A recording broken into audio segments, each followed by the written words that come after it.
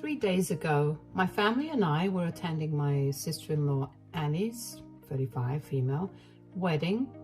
My husband, 42, male, and I, 40, female, have been together for almost 20 years, married for 17, and we have 2 kids together. My son is 15 years old and my daughter is 12. Both of them are well-behaved, good kids, and everyone adores them, which is why their reaction to this incident that took place recently is even more confusing for me.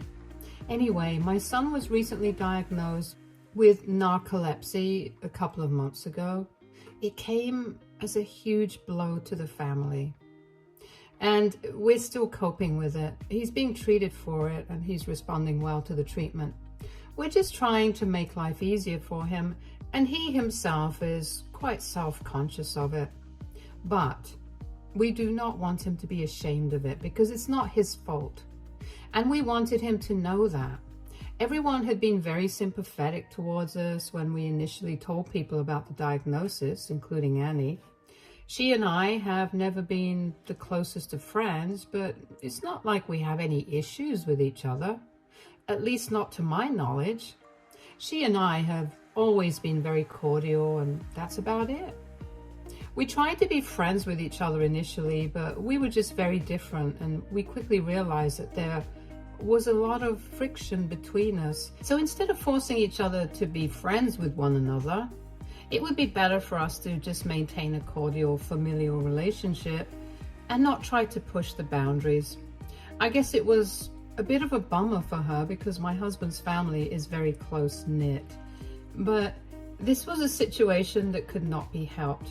Anyway, I had never expected her to turn out like this, or even my in-laws to go against me the way that they did.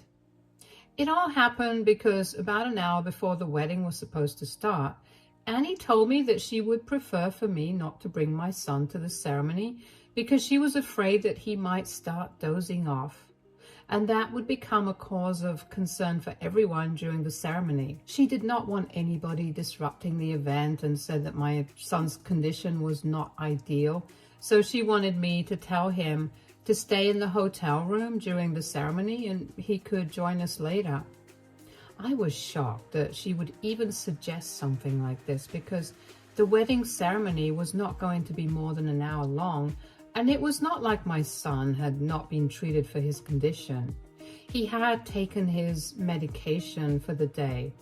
And even if he did start dozing off, it was my duty and my husband's duty to take care of him. And we would make sure that it did not disrupt the ceremony. Besides, if he fell asleep, I'm pretty sure nobody would even notice because all eyes would be on her. But even then, she insisted that he stay in his room and not join everyone for the ceremony. When she started being stubborn about it, I got very offended, and I told her that if my son could not be a part of the ceremony, then I had no interest in joining them either, and walked away.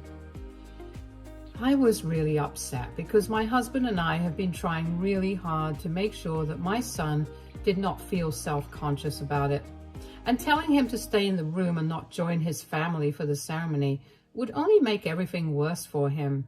So when I came back to our hotel room, I pulled my husband aside and spoke to him in person to tell him about what his sister had just said. Just as I had expected. He was even more pissed off than I was and said that he was going to talk to her and give her a piece of his mind. But I did not want to create drama just an hour before the wedding, so I told him that if she did not want our son attending the wedding, then the only thing we could do was just walk out.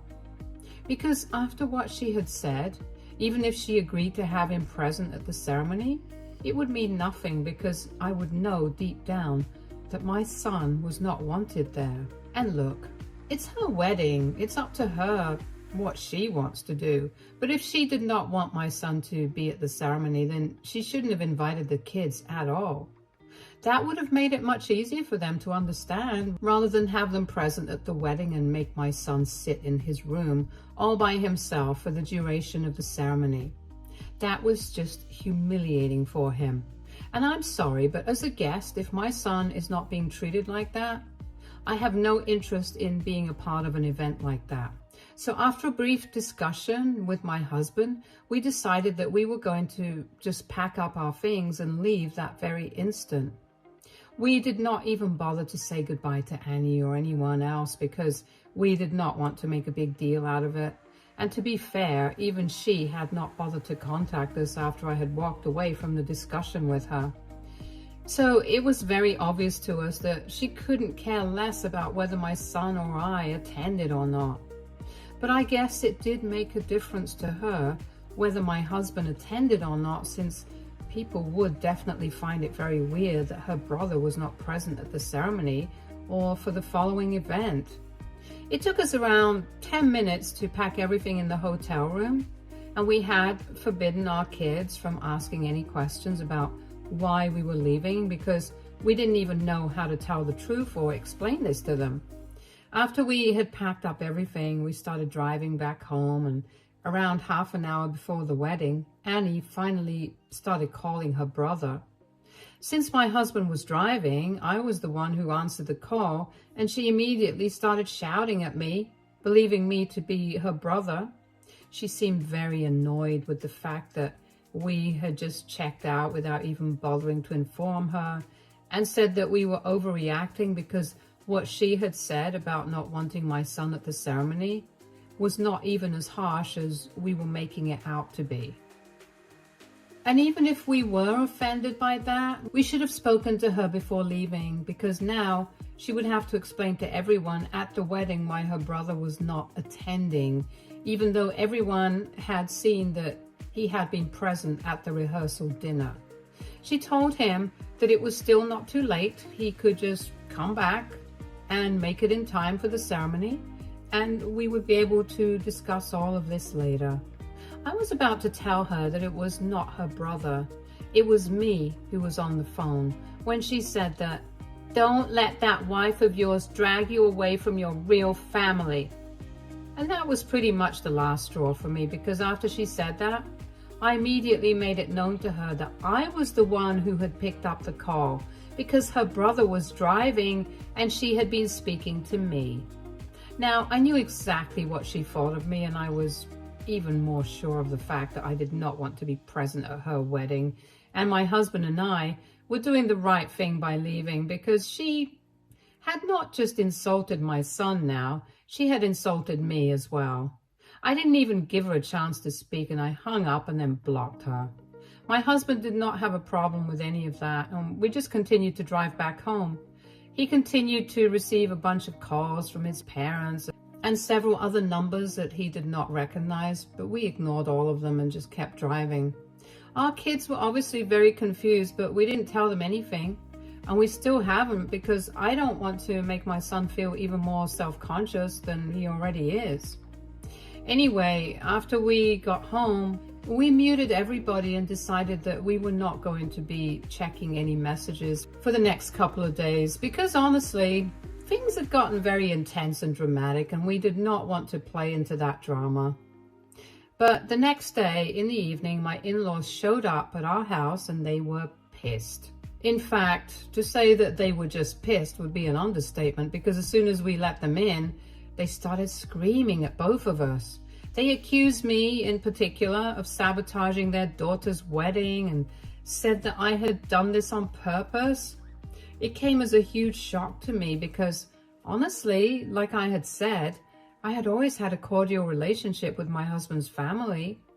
I was not as close to them as they expected me to be, but that's just because I had my own boundaries and I didn't want to push them. I thought they had been fine with it, but clearly not. Because in spite of the fact that my husband and I had been married for 20 years, they were still acting like they didn't even know who I was as a person, and said that I had sabotaged Annie's wedding on purpose. Not only was that accusation ridiculous enough by itself, but they also said that I had done this because I was jealous of her. The reason that they suggested that I was jealous of her was equally stupid. They thought that Annie was much more successful than me, and even her wedding was a lot more grand than the one that I had back when I was getting married to my husband, and so I had taken it upon myself to make sure that it became all about me and my husband, and why we had walked out. Just to be clear, Annie is neither more nor less successful than I am. I mean, I don't even know how they are defining success, because Annie is an entrepreneur and has a source business, and I work in publishing. It's two wildly different lines of work, so I don't even know how they would be comparing it. Even if they take into consideration the kind of income we have, I would still maintain that we are definitely equally successful. I'm saying that because I don't want to put anyone down to make myself look better, mostly because I don't have to, because I'm not insecure. As for her wedding being organized as a much larger scale than mine, I think that did not surprise anyone, because she's getting married at 35 when she's already pretty much established herself. When my husband and I got married, we were really young and had just started working. Our parents wanted to fund the wedding, but we thought it would be more practical for us to take that money and invest it in our future. So that's what we did with the wedding funds. We were quite happy with our small and intimate wedding, and it was definitely not a bone of contention. And I really did not appreciate the fact that they were implying that I had ruined my sister-in-law's wedding on purpose just because I was jealous of her or something, because that's not the kind of person that I am. And even if Annie did not accept it, I would have expected my in-laws to do so at the very least. I was honestly really overwhelmed when they started yelling at me about how I had sabotaged everything on purpose and made the entire wedding about myself by walking out and overreacting over something so petty and small. And then they started telling me that I had to apologize because they knew that I had done this purely out of jealousy and nothing else. And the rest of the family apparently agreed, because that's what they had told everyone at the wedding. They had to come up with some explanation as to why my husband and his family were not present at the wedding, because everyone knew how close we were, and people had seen us all at the rehearsal dinner the previous night. So they had concocted this story about how I had been sulking the entire time at the rehearsal dinner, and when Annie had spoken to me about it, I had picked a fight with her on purpose about how she was having a grand wedding and rubbing it in our faces to make us feel small on purpose, and convinced my husband to walk out over it. Now, of course, I came off looking really bad in this story that they had concocted, and that's what really set me off the edge. It was bad enough that they had come up with a lie to cover up for Annie and make me the bad guy instead. But when they said that the rest of the family believed it and thought that I was sabotaging my sister-in-law's wedding on purpose because I was jealous of her, and everyone agreed that I should apologize to her, I just felt so bad, because that's not who I am. And I felt like everyone had misjudged me. At that point, I couldn't even bring myself to defend myself and my husband. I just broke down in tears. My husband realized that my in-laws had absolutely no respect for me. And when I started crying, he told them to get out of his house because they had no right to speak to me this way. They tried to argue, but my husband was very firm and said that he would call the cops on them if they refused. Even before leaving, they repeated the same thing that Annie had said, that my husband shouldn't allow me to dictate anything that he does, because my eventual goal is to drag him away from his family. That made me cry even harder, and my husband had to spend a good half hour comforting me before I finally stopped crying. He told me that he doesn't care what his family thinks because he knows me as a person, and as long as we know the truth, it doesn't matter what kind of lies they have told the rest of the family about me. Once I felt better, we were just going to put out a statement on social media and tell everyone the truth about why we had left. Until then, he just wanted me to relax and not think of this, because his family is just being awful simply because I had dared to have boundaries and they were not used to it. And that's what the problem was. I did not need to worry about it because we all know it's not my fault. So he reassured me a lot. But one conversation with my mother undid all of that. Yesterday, she had called me in the morning just to talk to me, and while chatting, I told her everything that had happened with my in-laws and stuff. After hearing the entire incident, I thought that she was going to take my side. But instead, she just stayed quiet. I could tell that she did not agree with me. But I wanted to know exactly what her thoughts were on this incident, so I told her to be honest with me. And I really wish that I hadn't, because she told me that she wasn't exactly surprised that things had turned out this way, because even before I got married, she had told me a lot of times that I had to actually put in an effort to get along with my in-laws, and I couldn't just stay away and still expect them to accept me as part of the family. If I could see so clearly that my husband's family were really attached to each other, then I should have made an effort to assimilate and become one of them. But instead, I pushed everyone away and made my own space separately. She told me that what I did was not inherently wrong, but it was still pretty silly of me to expect that in spite of my behavior towards them, they would still accept me as part of their family. Let me just make it clear that I have never behaved badly with my in-laws, but I had definitely made a separate space for myself because I thought it was important to have a separate identity.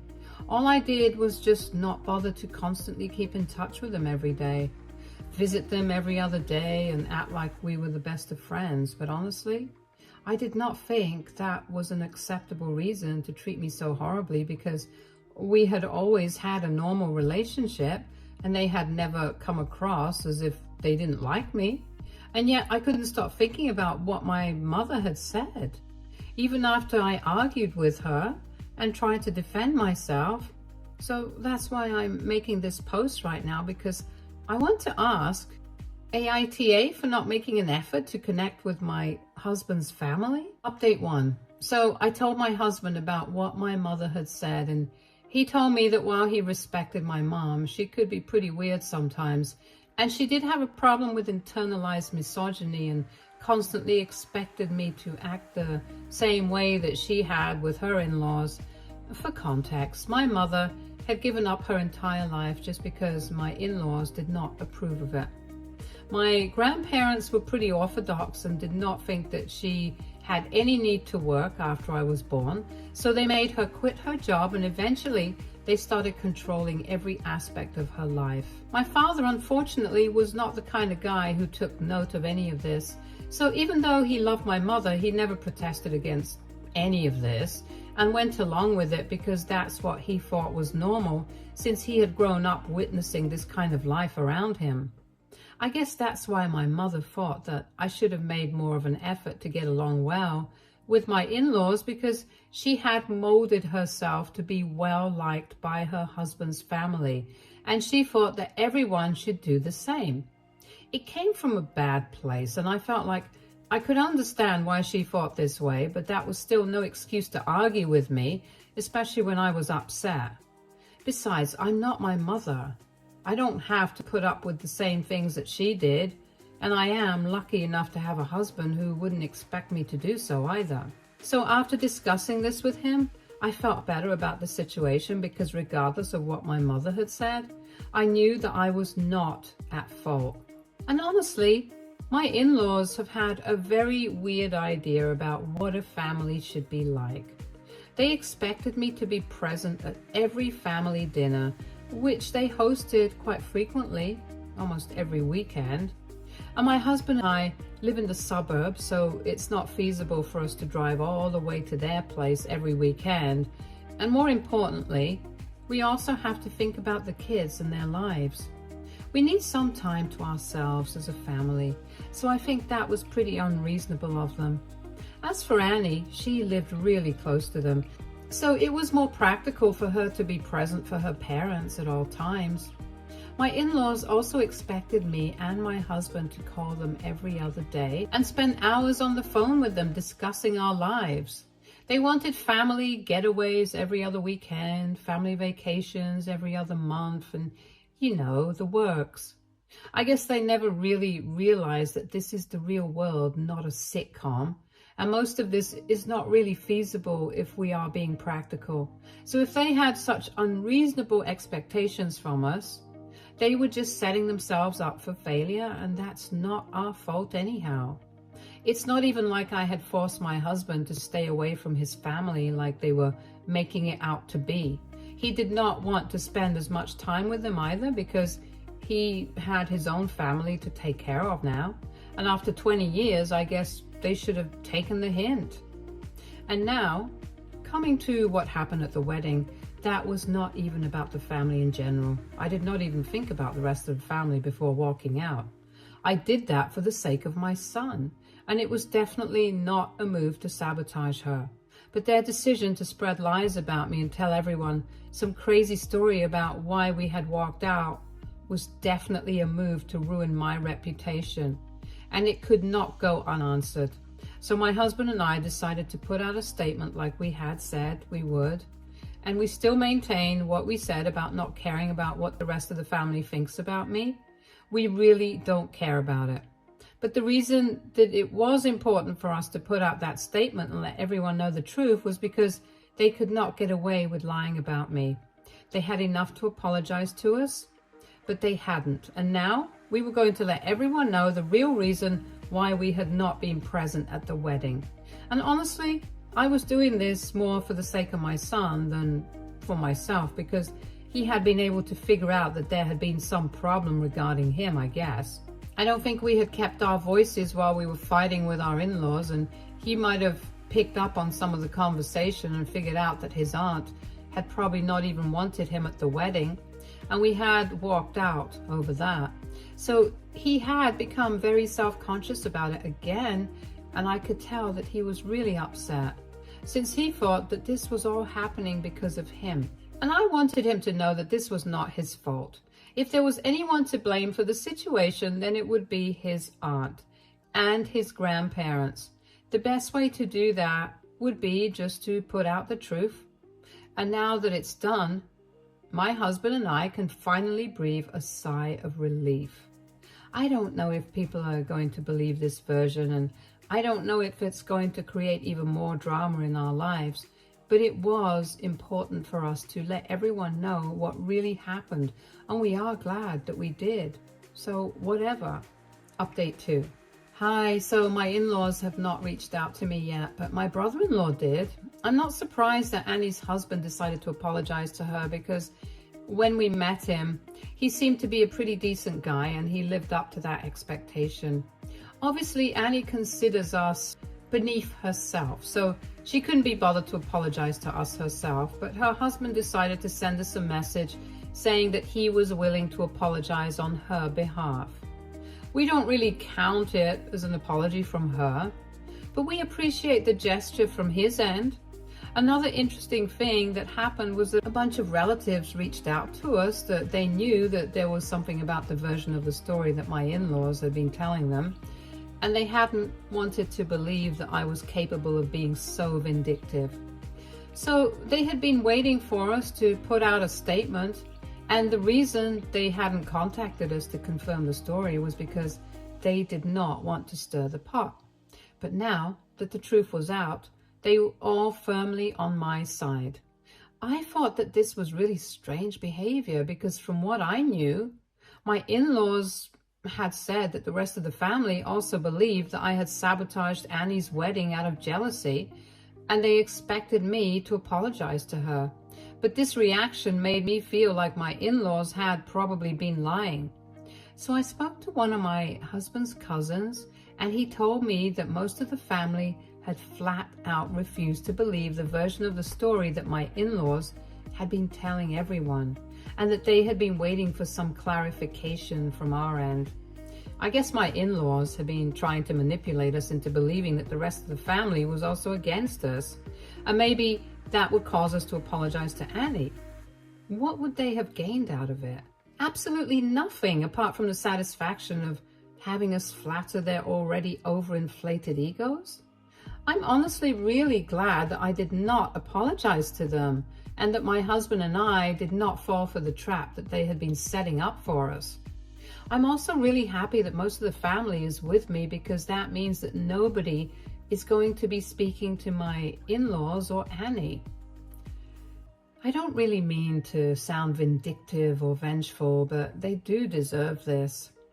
Anyway, I haven't spoken to my mother for the past couple of days after we got into that fight, so maybe I might even let her know what has happened so she realizes that she was wrong as well.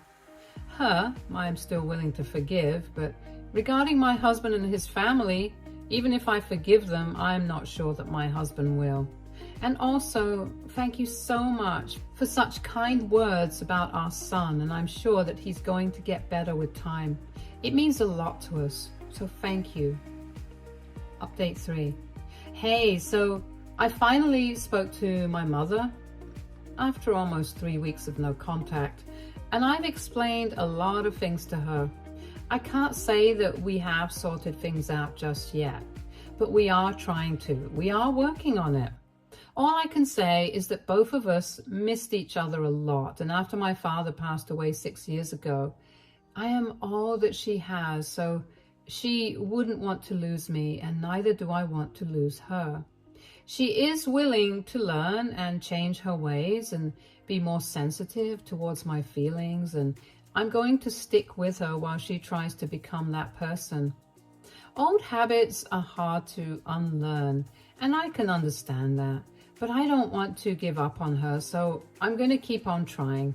I wish I could say the same thing for my in-laws though, but whatever. They don't even deserve this second chance. After we made that post, most of the family was with us and they refused to even acknowledge the existence of that post. From what I've heard, Annie even got into a huge fight with her husband because he had bothered to apologize to us, and she had even moved back in with her parents for a couple of days, but then she went back to him. Honestly, I know it's going to sound very off if I say it out loud, but I hope that the guy leaves and finds somebody better, because my husband and I think that he deserves better since he seems to be a decent human being. And I'm sure it won't be a struggle to find someone better than Annie. But whatever, that's their choice to make. And we don't want to interfere in their lives anymore. We have gone completely no contact with them. We have blocked them everywhere that we possibly can, and we have discussed what we might say if they apologize to us as well. My husband does not want to speak to them right now, so even if they do apologize to us, we're going to maintain our distance. But that seems unlikely because all they have done so far is try to mock us through social media. They have also posted a bunch of jokes and memes about narcoleptic people, and I think it's a bit insensitive, but whatever. That just shows the kind of people that they are, and it does not reflect on us anyhow. Our children are most precious to us, and if this is the attitude that his family has towards them, we don't want anything to do with these kinds of people. And speaking of kids, they have been pretty down in the dumps recently, so my husband and I have decided that we are going to leave for a family getaway this weekend, and it's one that is desperately needed because we have all been pretty stressed out of late. All of us definitely need some time off, and family is all that we have, so we are going to make the most of the time that we have with our kids before they grow up.